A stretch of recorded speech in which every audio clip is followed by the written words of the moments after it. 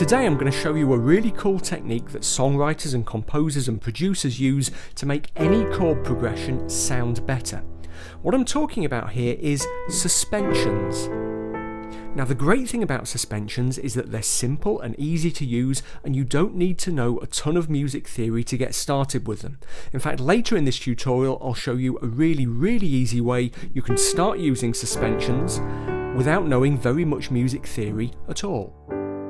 Okay, so a suspension is just a note in a chord that doesn't belong in that chord. It belongs to another chord, usually the chord that came before it in a song's progression. You can think of a suspension as kind of a hangover from one chord to another. Let's say we're working on a song in the key of G major, and we have a G major chord followed by a C major chord. I'm playing those chords across two hands in those particular shapes, G to C. Look at the top line there. At the top of the G chord I have a D going down to a C at the top of the C chord. Let's add a suspension. Instead of moving that D downwards, I'm going to hold it over into the C chord instead of playing that C at the top like this. So now that's a C chord with a D in it. All we're doing is taking the D from the G chord and holding it over, suspending it into the C chord. And listen, it's changing the sound of that chord and making the relationship between the two chords kind of closer, kind of more organic. Now let's take a look at some suspensions in a sequence of chords: G, E minor, A minor and D7.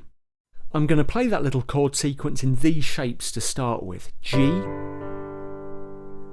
E minor, A minor, D7. That's a very simple, very common little sequence that you'll find in lots of chord progressions, a 1-6-2-5 sequence if you know that terminology. Let's add some suspensions to it.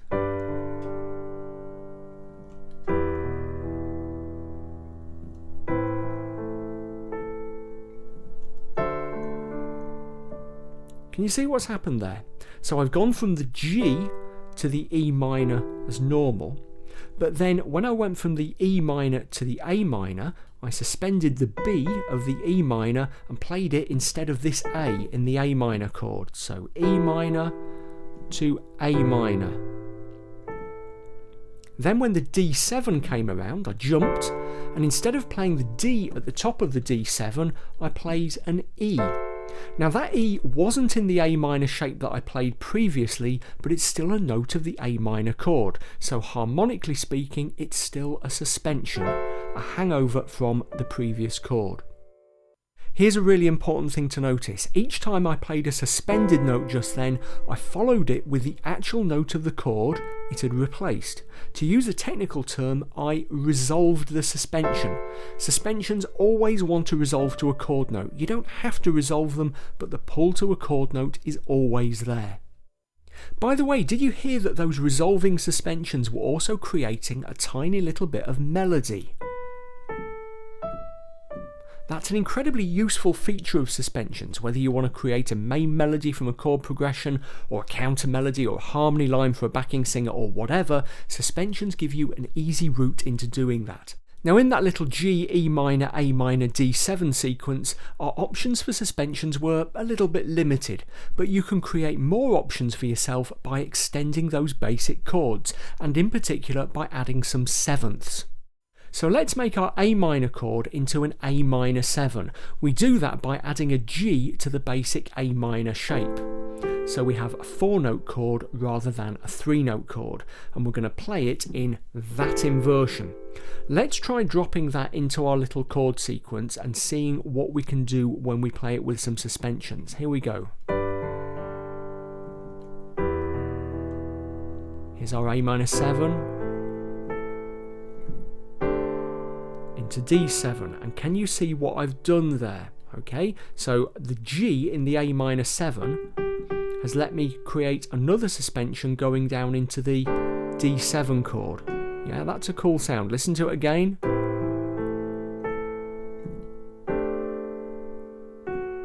It also means that we're creating another kind of mini melody from the progression. this time with maybe a more natural shape coming down the scale. Now, chord suspensions are a big subject and you can spend a lot of time exploring them, but like I said earlier, there's an easy way of working up suspensions that you can start using right now. All you have to do is let your fingers do the thinking. The way you're going to do that is just to sit down at your piano or keyboard or whatever and play through your chord progression. Play through those chords in different shapes, and as always, try to pick shapes that kind of interlock or sit close to one another rather than jumping around too much.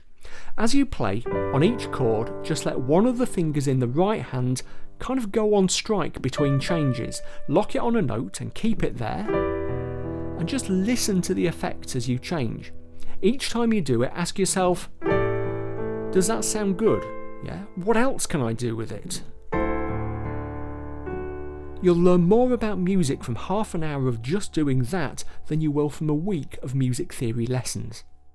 When you start to let your fingers do the thinking, you might notice that interesting things start to happen, so be sure to follow them up. So just then, for example, look at what I did between the G and the E minor chord. I held that D, and by doing so I created an E minor 7 chord.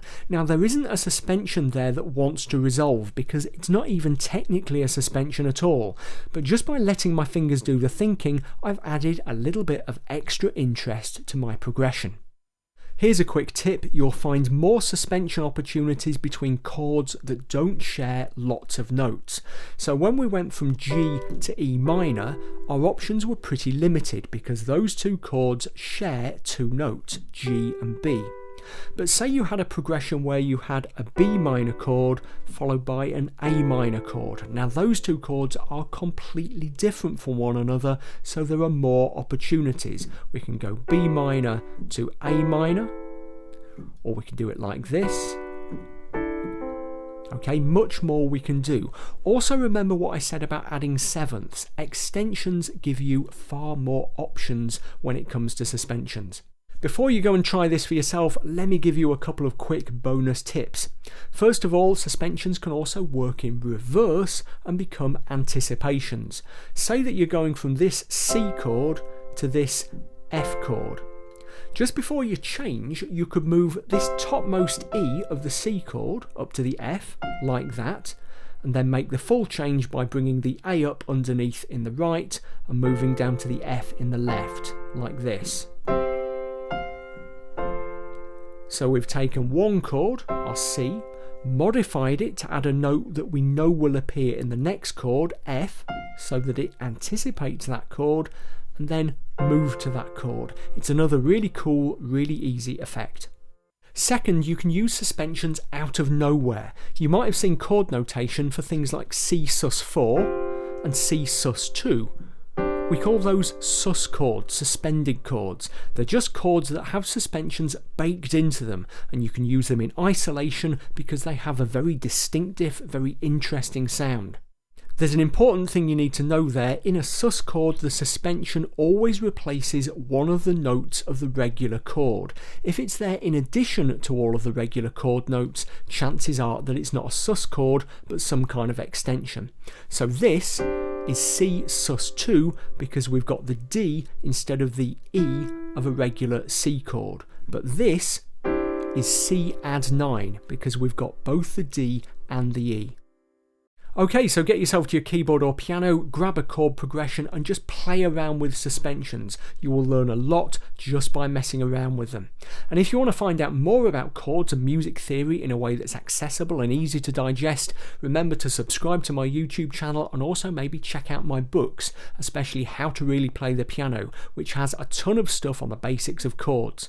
Right now I have a bundle deal running that gives you the ebook versions of How to Really Play the Piano plus my two other books, 7 Studies in Pop Piano and An Introduction to Cocktail Piano. You get all three for just £18.95, which is a 30% saving on what you pay if you bought them separately.